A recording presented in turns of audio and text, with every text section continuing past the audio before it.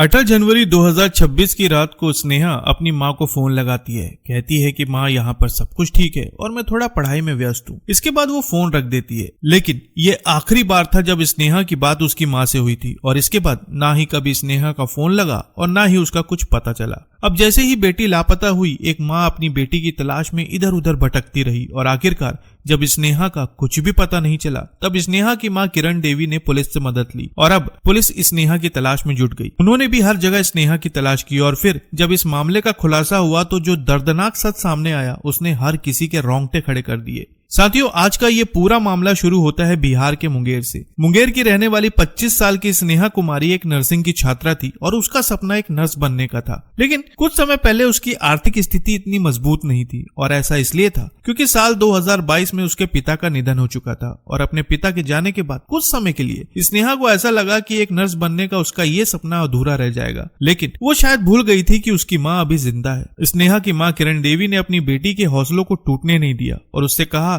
कि तुम पढ़ाई जारी रखो, बाकी मैं सब देख लूंगी। अब इतना सुनने के बाद स्नेहा को अपना सपना पूरा होता हुआ नजर आने लगा। कुछ समय बाद स्नेहा ने बिहार स्टूडेंट क्रेडिट कार्ड योजना के तहत लोन लिया और भागलपुर के सावित्री इंस्टीट्यूट में जीएनएम कोर्स में दाखिला ले लिया। स्नेहा अब इस इंस्टीट्यूट में रहकर पढ़ाई कर रही थी और माँ को उम्मीद थी कि स्नेहा जरूर अपने जीवन में कुछ बड़ा करेगी। अब इसी हौसले के साथ स्नेहा अपना सपना पूरा करने में लग गई। धीरे धीरे समय बीता और आ गया 2022 का वो साल जब स्नेहा की पहली बार मुलाकात नीरज कुमार यादव से हुई। स्नेहा और नीरज की मुलाकात बातचीत से शुरू हुई थी, लेकिन फिर धीरे धीरे इनके बीच बातों का सिलसिला बढ़ता गया और दोनों एक दूसरे से प्यार करने लगे। अब होता यह था कि जब भी दोनों को समय मिलता दोनों एक साथ वक्त बिताते। लेकिन फिर कुछ समय बाद नीरज पूर्णिया चला गया, जहां पर वो एक अस्पताल के आईसीयू वार्ड का इंचार्ज बन गया। अब स्नेहा भागलपुर में थी और नीरज पूर्णिया में, लेकिन दूरी बढ़ने के बावजूद दोनों के बीच मोबाइल के जरिए लगातार बात होती रहती थी और काफी समय तक ऐसा ही चलता रहा। लेकिन फिर अचानक एक दिन स्नेहा को एक ऐसी खबर मिली जिसे सुनकर उसके होश उड़ गए। उसे पता चला कि नीरज की शादी कहीं और तय हो गई है और जैसे ही स्नेहा को इस बारे में पता चला उसकी आंखों के सामने उसके सारे सपने बिखरते हुए नजर आने लगे। जिस व्यक्ति के साथ वो अपना बाकी जीवन बिताने के बारे में सोच रही थी, अब वो किसी और से शादी करने जा रहा था और ये बात स्नेहा को नागवार गुजरी। अब 17 जनवरी को स्नेहा अपने घर से निकली और माँ से कहा कि वो पढ़ाई के लिए भागलपुर जा रही है। लेकिन भागलपुर पहुंचने के बाद वो सीधा पूर्णिया पहुंच गई, जहां वो नीरज से मिली।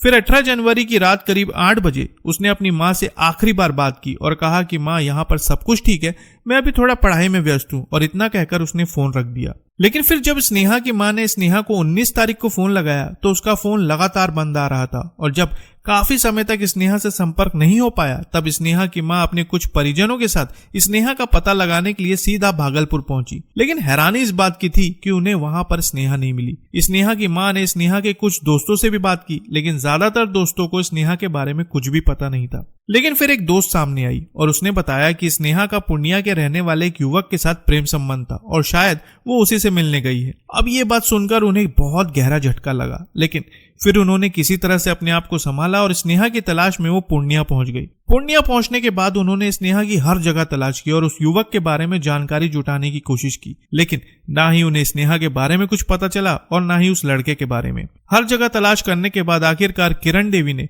अपनी बेटी की गुमशुदगी की रिपोर्ट थाने में दर्ज करवाई। अब होता यह है कि जैसे ही पुलिस के पास ये मामला आता है, स्नेहा की तलाश में तुरंत एक एसआईटी टीम का गठन किया जाता है और फिर शुरू होती है तलाश। जांच के दौरान पुलिस स्नेहा के कॉल रिकॉर्ड्स और मोबाइल लोकेशन की जांच करती है और फिर टेक्निकल इन्वेस्टिगेशन से ये बात सामने आती है कि 17 जनवरी को स्नेहा पूर्णिया पहुंची थी। वहां पहुंचकर वो नीरज से मिली, लेकिन उसके बाद उसका कुछ भी पता नहीं चला। अब इसी आधार पर पुलिस ने 7 फरवरी 2026 को नीरज कुमार यादव को हिरासत में लिया और उससे पूछताछ शुरू की। शुरुआती पूछताछ में नीरज ने कहा कि उसका स्नेहा से कोई लेना देना नहीं है, लेकिन जब पुलिस ने तकनीकी साक्ष्यों के आधार पर सख्ती से पूछताछ शुरू की तो पूरी की पूरी कहानी ही बदल गई और जो सच सामने आया उसने होश उड़ा दिए। मीडिया सूत्रों के अनुसार पूछताछ के दौरान ये बात सामने आई कि 17 जनवरी को स्नेहा नीरज से मिलने पूर्णिया गई थी। नीरज वहां पर एक किराए के कमरे में रहता था और जब स्नेहा वहां पहुंची तो नीरज की शादी को लेकर इन दोनों के बीच विवाद शुरू हो गया। धीरे धीरे विवाद इतना ज्यादा आगे बढ़ गया कि 19 जनवरी को नीरज ने अचानक स्नेहा पर हमला कर दिया, जिसकी वजह से उसकी सांसें थम गई। लेकिन इस घटना को अंजाम देने के बाद नीरज बुरी तरह से घबरा गया था और उसे समझ में नहीं आ रहा था कि अब वो क्या करे, और फिर उसने शव को ठिकाने लगाने की योजना बनानी शुरू कर दी। स्नेहा के शव को ठिकाने लगाने के लिए वो सबसे पहले शमशान घाट पहुंचा। उसने शमशान घाट के कर्मी से कहा कि उसकी पत्नी की आकस्मिक मौत हो गई है और उसका अंतिम संस्कार करना है। मीडिया खबरों के अनुसार ये बात सुनकर शमशान घाट के कर्मी ने नीरज से 8,500 रुपए मांगे और आरोपी ने उसे ऑनलाइन पेमेंट दे दिया। इसके बाद नीरज वापस अपने घर पहुंचा और फिर स्नेहा के शव को उसने ऑटो में रखा और ऑटो से शमशान घाट पहुंचा। शमशान घाट पहुंचकर उसने स्नेहा का अंतिम संस्कार कर दिया और इतना सब करने के बाद उसने अपनी लोकेशन बदल ली ताकि वो पुलिस से बच सके। लेकिन टेक्निकल सबूतों के आधार पर पुलिस ने नीरज को गिरफ्तार कर लिया और आखिरकार सारा सच बाहर आ गया। तो साथियों, ये था बिहार का वो मामला जिसने हर किसी के होश उड़ा दिए। आप इस मामले पर क्या कहना चाहेंगे कमेंट में जरूर बताएं और नई खबरों के लिए चैनल को सब्सक्राइब करना बिल्कुल भी ना भूलें। तो फिर मिलेंगे बिल्कुल एक नई खबर के साथ, तब तक के लिए आपका बहुत बहुत धन्यवाद।